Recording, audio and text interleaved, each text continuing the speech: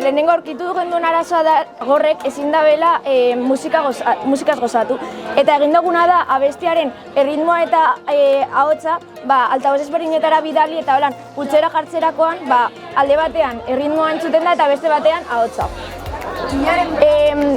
Hau egiteko, Gregori barra asoziaziogaz egon ginen izketan eta entzumen maila ezberdina daukien pertsonekaz frogatu genduan.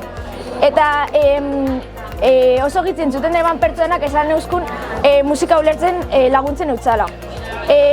Entzuten ez ebanak esan euskun eskumutuletik entzuten ebala, sentitzen ebala. Eta ondo entzuten ebana esan euskun kontzertu baten balegoan lez sentitzen ebala.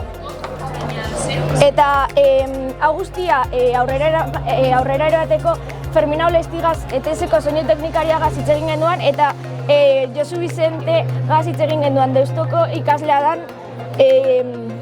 danagaz.